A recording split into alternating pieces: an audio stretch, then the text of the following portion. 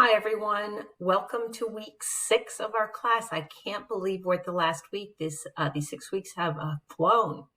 This week we'll be looking at developing our ideal school using the information that you've learned and that you've researched over this course. It'll give you an opportunity to sort of put it all together. So what we're going to do this week is you're going to have our discussion as we would usually have. This week, you're going to describe your observations that you should have completed, where you did the observation, who you observed, and then answer a few questions about that. You're welcome to do this as a video or as a written discussion, whatever you're most comfortable with. And I know I've heard from a few of you that have had some issues with regard to your observations. Hopefully we've been able to get those all worked out. Please be in touch with me if you have any additional questions. So you should have a 1-hour observation. If you're an early childhood person, schedule in a preschool or first grade. If you're an elementary ed person, 1st through 6th grade. And if you're in a non-education related program, you can go to a school or a church, a daycare center, a residential group, whatever setting you think would be most appropriate to what you are studying. And then use the Bay Path University classroom observation form to complete the assignment. You should be able to download it right in the module. So that should be pretty self-explanatory. So next, you're going to create a unique school. You're going to design your ideal school.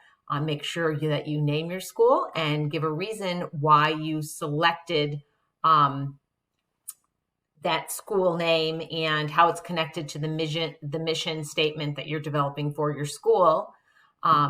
So I'm really looking forward to seeing your school name, your mission statement. Give me a brief curricular overview, how you're going to support all learners, technology integration, family and community engagement, community impact are all things that you should address.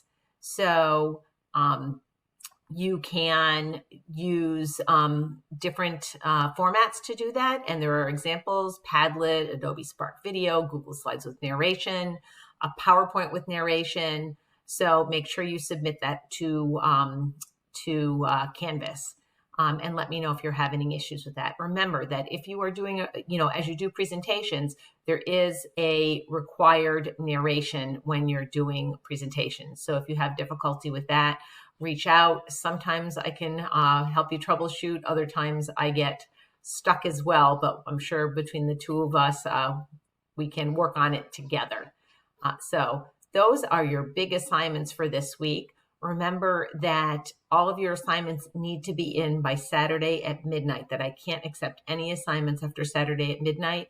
You can tell that there is a good amount to grade this week, and I need to get my grades posted very quickly. I only have a few days to do that after the end of the course. So again, make sure that all of your assignments are in by Saturday at midnight, because I won't be able to accept them after that. I also want to let you know how much I have enjoyed teaching this class. This is the first time I've taught this class, and I hope I get to teach it again. I thought I got to learn a lot with you. I loved being able to read Fish and see how you wove your thoughts about the book into the assignment. I thought it was great. Our discussions have been fabulous. I think that all of you are going to be extremely successful in your chosen fields. You're all very passionate about the fields that you're studying in, and you made really great connections to the field of education, even when you're a non-education major. So I really appreciated that. And I appreciated all the personal sharing that you did, because having that sharing really helps to provide examples and really helps us illustrate a lot of the content that we're learning through your personal experiences. So thank you again. Please remember to do your course evaluation. The link should be posted.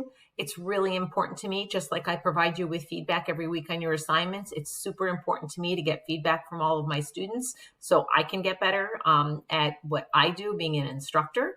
And hopefully I will see some of you in some other courses that I am teaching. It's been my absolute pleasure, and I wish you all well.